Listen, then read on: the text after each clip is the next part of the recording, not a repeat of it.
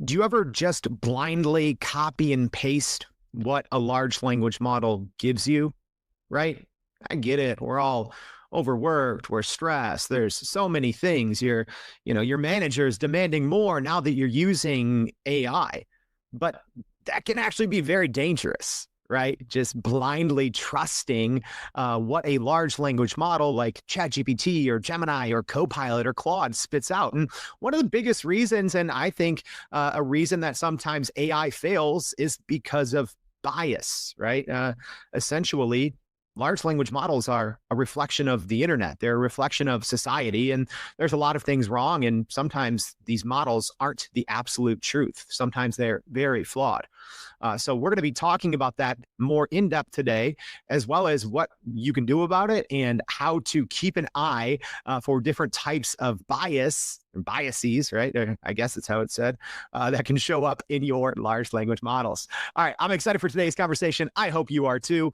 Welcome to Everyday AI. Maybe it's your first time here. If so, where you been for the last 3 years? We do this every single day. My name is Jordan Wilson, and this is your daily live stream podcast and free daily newsletter, helping everyday people like you and me not just learn AI, but how we can leverage it to grow our companies and to grow our careers. I want you to be the smartest person in AI in your department at your company.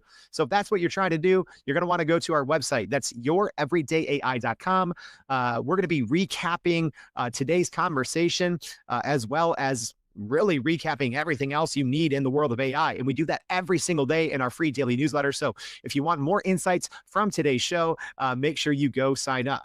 Let's talk cognitive bias, because I think so many people are just blindly following what comes out of a model, not even knowing some of the dangers that you might that entails. So please help me welcome to the show. I'm excited for today's conversation. I hope you are too.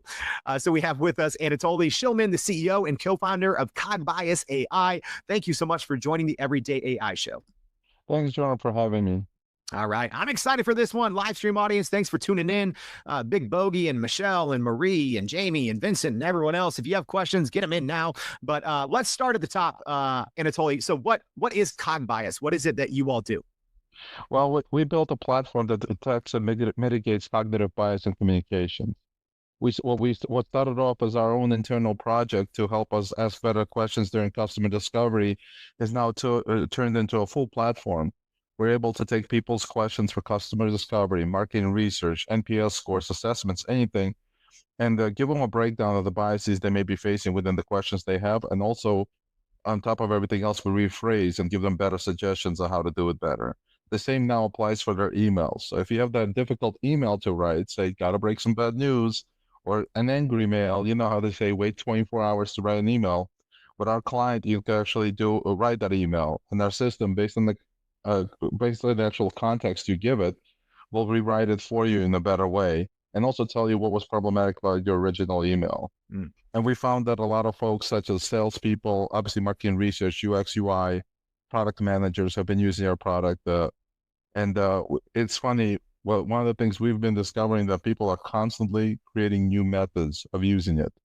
One of the things that's coming out very soon, as you mentioned, AI agents, is that we're actually able to audit AI agent conversations and detect the biases that they have, and make reports for companies to make the changes necessary to make them better.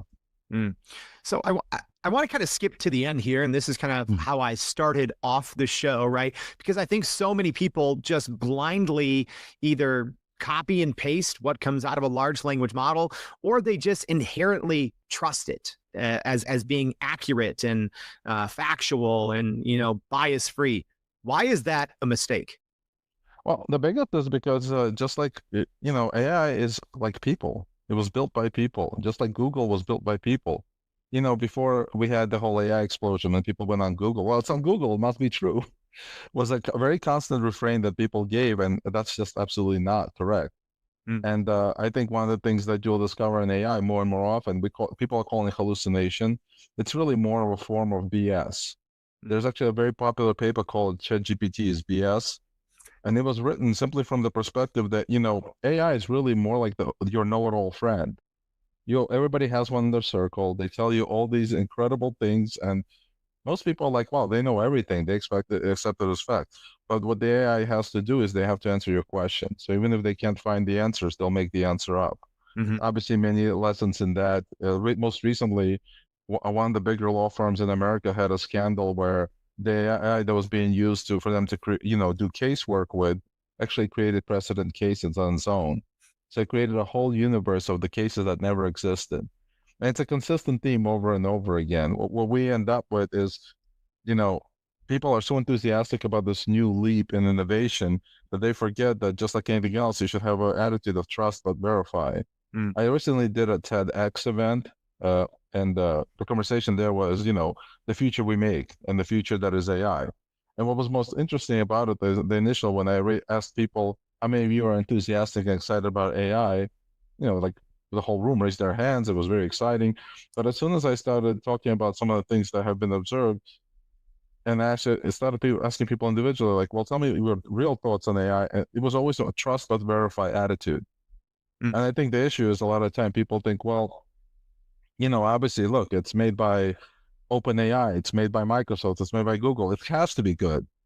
Mm. But they're not infallible. They can make the same mistakes. And because they're built by engineers, they have the biases that those engineers have. So they have the same human extensions of our personalities. Mm. So the way they gather the information, the way they disseminate it is reflective of humanity. Mm. So I think maybe let's break this down piece by piece, or we'll go chain of thought on this episode title here, Sure. right? But what is cognitive bias, right? I think all people kind of understand what it is, but what is actual cognitive bias? The best way to kind of think about cognitive bias, there's a really long scientific definition that I will not bore you with. It's honestly irrational beliefs based on our perception. That's the best way to kind of extremely simplistic, mind you. So please, none of the psychologists in the crowd yell at me, but I'm just trying to make sure that it's something easy to understand. And what I say by irrational is that we don't think clearly when we have certain beliefs, Mm. right? We try because our ability to have cognitive bias is what gets us through the day. Mm. Ultimately, we make a choice every morning when we get up to get dressed a certain way, to do our hair a certain way, to drive a certain type of car and everything else because of the way either we want to be perceived or we perceive ourselves or the feeling that it gives us. These are all biases. Mm. The key point of cognitive biases, they're not bad. They're just part of our humanity. So in some cases, some of the most well-known biases out there, confirmation bias, framing bias, availability heuristic. Those are things that help us and hurt us whenever the situation calls for it. Mm. Sometimes availability heuristic is we reach for the first thing that is closest available to us to solve the problem that we have. Mm. So in some cases, it's a hammer to nail a nail to the wall. Other times, it's going to be a flat object because that's the closest thing to us. It's kind of the same way we operate with a lot of the things that we do. So choices from a perspective of, hey, I need to get 10 I have to send out a survey to my customers. Let's ask ChatGPT for the top 10 questions about car buying. ChatGPT spits out the questions, and bam, all of a sudden you get through a whole process where it becomes, here's the questions. And you're like, well, they sound good to me. They're perfect. Mm. There's no breakdown. There's no analysis. There's no belief. So I want to break down two key words I heard you say there. So, you said irrational beliefs based on perception. So beliefs and perceptions, right? Because these are things that most people probably don't think go into large language models, right? Beliefs and perceptions. Those aren't fact-based. Those aren't scientifically researched. How does that happen, and how can people be on the lookout for when that does come through a large language model? Well, I went through it a simple way, right? And the first thing is it happens because humans are the ones who make it. So even if AI makes another AI, it's based on the original programming of the human. So you're just going to have a new permutation of the same biases or an evolution of some new biases based on the old biases. The key thing to understand is like, you know, for instance, an engineer will program an AI and say, I want you to put the information out this way. And I want you to put, when they ask for a list, this is how the list will be based on this thinking. And when you're pulling from news sources or media sources, these are the first 500 you're going to look at before you look at anything else to solve the problem. Is it because of their personal beliefs? Is it because of their perception of what's reputable versus what's not? As a news source, we don't know, right? Mm. And it's the same applies. The same applies on the other end. As it kind of goes through the process of coming up with answers if it can't find it in those 500. And I'm just making up that number. I don't really know what the real secret sauce is in those cases. All of a sudden, it becomes a situation. Well, they're gonna, if they can't find it in those 500, it may think the other ones are less reputable. So instead, it'll come up with its own answer, or it will add its own little spin to it. And because it's AI, you think, well, it's a computer that answered it, must be correct. Yeah, that's the worst thing you can do with a large language model, right? Is just like, oh, it's a computer, it has to be right. But so many of the things that we ask large language models, there's nuanced, right? It's not binary. We're asking it for strategy to make decisions. We're not necessarily always asking it to count the number of R's in strawberry or, the capital of Illinois, right? But maybe if you could you walk us through just what are the types of biases and maybe just briefly, like I know, like, confirmation bias, right? Maybe could you walk us through briefly, two or three of the most common types of biases that show up in large language models and what they mean? Yeah, obviously confirmation bias is probably the most well-known one. It's confirming its own initial beliefs. And quite often what it'll do is the way it's best to consider is not from the point of the AI, it's from the point of view. How biases really impact us is our perception of what is being said to us, shown to us, etc. So AI is going to respond to us in a specific way and bias us in that way. So in some cases, we'll ask it a certain question, it'll respond back, and it'll trigger our confirmation bias because it's going to be confirming our facts. So if we ask an AI question that has an obvious answer, it's going to spit it back out at us in a specific way, just make it, prettier, more or less, or more sophisticated, or expand on it more. So confirmation is a big one. Framing bias. We frame something in a specific way to get a specific answer back. So if we say, I'm just making it up, Mercedes-Benz is the fastest car and the best car for the money based on the luxury, blah, blah, blah. And then we're going to ask questions about it. Now the AI is going to be responding back in the same ways, just like humans would. Because again, the AI is not here to argue with you. I know we've seen those comical stories where AI starts arguing facts with you, but that's not really the reality of how it operates. And then obviously I talked about availability heuristic, which is one of the most interesting ones because, like I said, it's the lowest hanging fruit. Basic way of saying it. People reach for the first thing that's available to them that might seem like it solves the problem. Yep. You bring up a fascinating point here that I want to dive a little bit deeper in, right? So when models are essentially mirroring our own beliefs, right? But I think what's important to call out is a system prompt, right? Yep. All large language models have system prompts. And one thing you said there is most of them, they are designed to be a helpful assistant, right? So even if there's not an answer, they kind of want to be helpful. And I think that's why sometimes you get these, halfway answers or, things that maybe you look at and you're like, is this right? Well, sometimes it doesn't always matter because it's ultimately trying to be helpful. But, I want to ask you, how does the conversation in the context of a large language model when we're, whether it's Copilot or ChatGPT or whatever, how is that going to influence it? Like actually how we're prompting it and what the outputs we get in terms of bias? Well, it's a huge, it's actually a big factor. If you think about it from a perspective, say you ask it for a specific element or a specific answer, and then you say, well, now I want you to write it, but pretend you're a 20-year experienced engineer and write it in that tone, but write it nicer. So now there's the bias element of what is truly a 20-year engineer and how do you write nicer? What is nicer? Sheer definition elements and how the biases are perceived from then becomes a hot mess. And quite often that's where the prompting kind of falls apart. And that's why for a while people are like, well, we don't have to know how to do prompting anymore because AI is so smart. I'm like, unfortunately we do, because the one thing that AI claims to do that it actually doesn't do is it doesn't really understand well. It understands initially in a very bare bones thing. I heard a very great quote yesterday at an event where they said this. They said, at this point in time, AI is the worst it's ever going to be. And it's a true statement. Right now, we're at the very beginning, at the very earliest stages. So quite often people have expectations of a flying ship when we're probably somewhere closer to a horse-drawn carriage by AI standards. We'll get there. But the problem is, as the more things get sophisticated, the more complex they'll get from a perspective of how do we ask a question that it's perceived by the AI in the right way. Because we'll say, write it nicer. So it'll change a few words. It'll sound nicer to us. But if the context is still something that has harmful biases in it to what our objective is, was that really helpful to us? No, it was just an answer given because I write it nicer. Fine, I'll put some puffery around it. I made it nicer. And so our prompting doesn't necessarily help it be better at its job. Our prompting just helps it, again, confirmation bias, helps us confirm that helps it confirm that we want something nicer. So it'll change the tone to its perception of nicer, but not necessarily solve the actual problem. This podcast is supported by Google. Hey everyone, David here, one of the product leads for Google Gemini. Check out VO3, our state-of-the-art AI video generation model, in the Gemini app, which lets you create high-quality, 8-second videos with native audio generation. Try it with the Google AI Pro plan or get the highest access with the Ultra plan. Sign up at gemini.google to get started and show us what you create.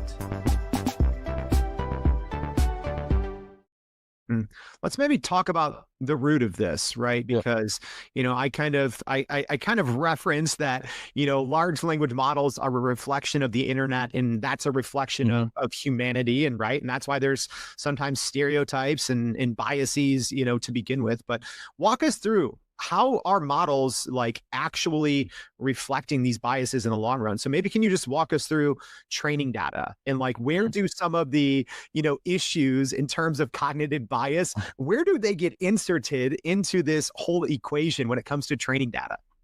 Well, I mean, right, we kind of talked about the idea when they even begin telling the AI, this is how you're going to parse out information. This is how you're going to pull it apart. This is how you, based on these requests, this is how you're going to gather it together. Then we have to start thinking again, once those issues are inserted, and once the AI has to start thinking, what's a reputable information, a source of information? And then it starts trying to pull that data out. We still have to consider the element that it's very much the equivalent of drinking from a fire hose. I can't even imagine the sheer amount of petaflops and God knows what other measurements we could apply of information that are constantly flowing through that it has to parse through to delineate whether or not the one specific minuscule thing that we're asking has the answer for it, and it still returns it in seconds. And so that stuff is where you really start falling apart on training data because it's not, there was recently a big thing with DeepSeek, how they trained it for 5.6 million. Obviously, it's not true. Not but true. It was a cute. I did a whole episode on that, but thank you for calling that out. Yeah, it was a cute number though, right? And but the big thing about it is that kind of brought to the forefront what does training really mean, right? And when we think about training a small model, it's literally us humans sitting down and working through the labeling elements of specific data points and how the AI should treat those elements based on the labels we assign to it. In the case of a massive model with massive amounts of data, it labels it itself. So it's only thought to label things. And what's the issue when you teach AI to label things? You wish it was more like, all colors of the rainbow, being able to see all points. It can't.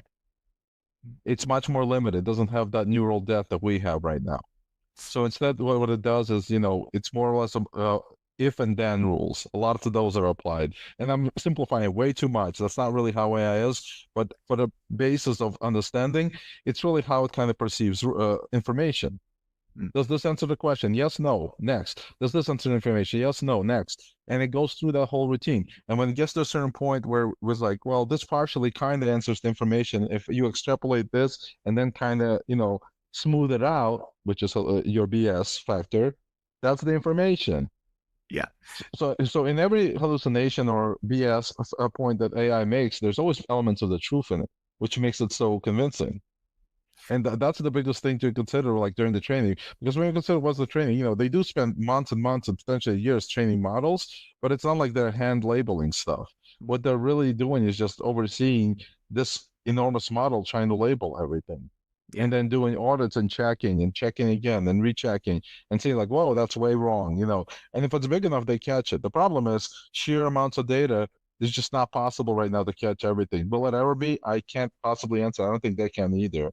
Yeah. And that's why, even though you see these new evolutions in, we saw these new evolutions in agents literally almost every week, a new tool comes out, and it feels like it's the next tool and the next tool. the consistent theme is the same. They're not actually creating better depth. They're creating better response time, maybe a lower latency, cheaper. They're sometimes making a better conversational piece to it. But the info being put out is still very much the same. And for us, when we actually look at the idea how it measures cognitive biases versus the scientific models we have, the consistency of ChatGPT and Claude and a couple of the others were around 30 to 40% versus what we do. Mm. And the reason being is because, again, sheer amounts of data and how you label it and how the scientific application actually applies to that to a specific word or specific nuance in the sentence is not the forte.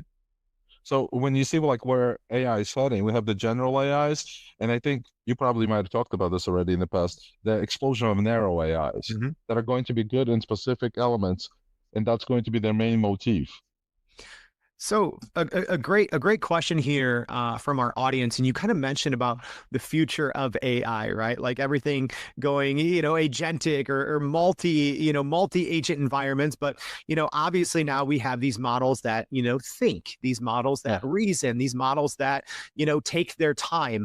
So a good question here from Cecilia asking, what do you do to detect cognitive bias and encourage maybe slow thinking versus the fast thinking when we want AI to be fast? Yeah. So like, I'll even add on to her question, do reasoning models, that take their time to think, is that also a process that maybe we're going to see less bias? We may potentially, but again, it still falls back on the developers, right? It's unfortunately, it's like a wheel.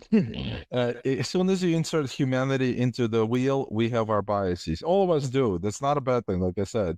It's just unfortunately how we perceive information and other things will dictate some of the more harmful biases that pop up, which is quite often when you hear about stereotypes and stuff. It's not that the engineer wrote, yes, men are better than women or some other thing. No, it's literally their biases and how information is parsed, what gets priority over what causes the model to extrapolate into the next piece, which is, well, this is how I'm going to perceive things. Mm. And while they have hundreds upon hundreds upon hundreds of engineers constantly looking and auditing and checking, it's just, again, such a vast amount of information and such a vast amount of variance that it's not possible. To Cecilia's question, what you're dealing with, there's a great book by Daniel Kahneman called Thinking Fast and Slow, which kind of is, I don't want to say he's the father of modern cognitive bias behavioral economics. He kind of is, though, right? And so the best way to kind of consider it, there will be a space for these models that are more analytical and focused on things. It's the same thing as we have other things that do certain more complex things. I always liken it to the idea, people have an Apple Watch and then people have a manual watch that still has gears in it. And they prefer that element because they feel to them it's more reliable because it doesn't run out of batteries. Yeah. It just And I think moves because you move. Yeah, I think that's a great example, and we'll definitely put that in the newsletter, just kind of about the system one versus system two thinking. I think it's important, when we think about using AI. Another good question here from Douglas asking, are there some models that have more inherent bias than others because of how they were trained? Uh, Honestly, that's very subjective. Unfortunately, all of them have bias, and there's no such thing as harmful bias. It's simply their perception of certain information points, how you ask questions, right? Quite often what we do is what we notice with a lot of our users is they actually will generate stuff on like ChatGPT, Dovetail, name a system that generates questions, and then they'll run them through our system, and then that'll be the result that they use for their actual product. And the reason why they do that is twofold. Sometimes they're fine with the questions. They just want to understand, how am I going to be biasing my audience? Because no matter what you ask, you're always biasing them some way. But the question becomes, am I biasing them just to answer the question truthfully if I'm doing marketing research? Or if I'm doing sales and I want to prompt them to action, am I doing that effectively? So those are the things you're really pushing on. But right now, for the most part, like for instance, I think if you look at size of model, large language models have a lot more inherent biases than smaller models. And that's just by the sheer amount of data they consume and also the sheer amount of hands that touch the model. At the same point, narrow AIs totally have a bias in them. And the key element that we try to do, I'm always been a big proponent of having a very diverse team look at the model and label it and look at everything else and how it perceives data. And that's the reason why. Because if you have a large variety of people look through it, you're not going to have the perspective on how to parse data from 1 or 2 individuals or 10 individuals. You're going to be able to do these things in a much more, almost a objective way to a degree, if it was the proper word. And when we developed our model, for instance, and again, narrow AI, right? Very different. We started with 17,000 questions, and we looked at their sentence structure, and from them we're able to extrapolate to 450,000 questions, somewhere in that neighborhood, probably even more. It's one of the numbers I heard. And the idea is now we're able to label those 17,000. We can give the model the nod of these are the scientific facts, assign those cognitive biases. This is how you're going to react to this based on the scientific definition, not our perceptions, but what science defines. Now, does that mean science doesn't have biases? No. But science, based on the best thinking we have in existence for our society, this is what it is. And as it evolves, we evolve. This is how the bigger models do too, because as they keep coming out with new versions, it is our hope that they keep updating that particular element of how the model thinks. But the question I have, and I think everybody has, is with such a fast evolution cycle. I mean, we're talking sometimes 30 days between new releases, not if less. Obviously, a lot of that stuff is maybe quick fixes, but you always have to wonder what's going on in the background. Are they actually fixing the main issues, or are they just adding to them by creating more features?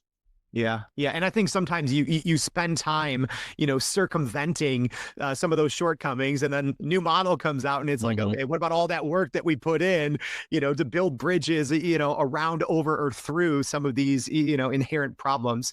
But, we've talked about a lot in today's conversation, from everything from, bias in training data and, bias in the humans that are building it, the types of cognitive bias, which is super helpful. But as we wrap up here, I think I'm going to toss this over to Big Bogey here on YouTube. I think this is a great way to wrap the show. So he's asking, how do you remove unwanted bias when that bias may be deeply entangled with essential data? And I'll even say, hey, aside from using your platform, how should companies be tackling this? Because it's a huge issue. Well, I think the element has to be is the value of the data and the value of the output of the data, right?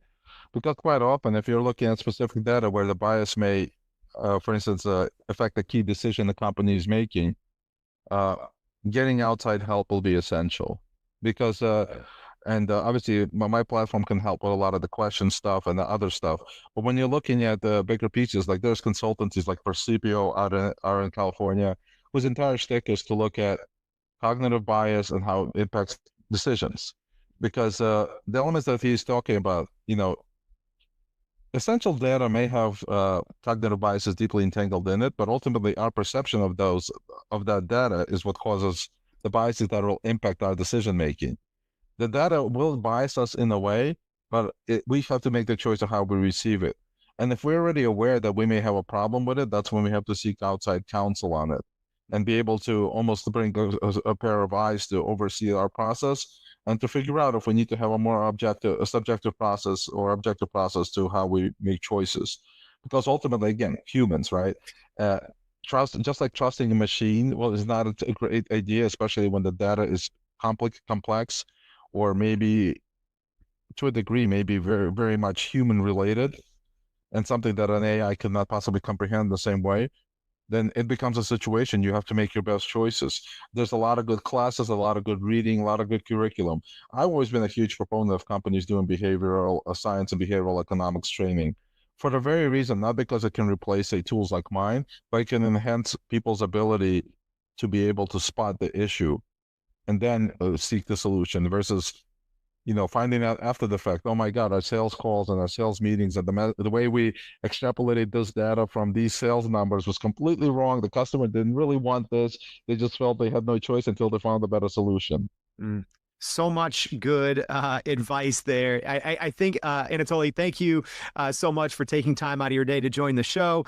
You helped us, I think, make much better sense out of a very complex and a very important topic that we all need to understand. So thank you much. Thank you so much for your time and insights.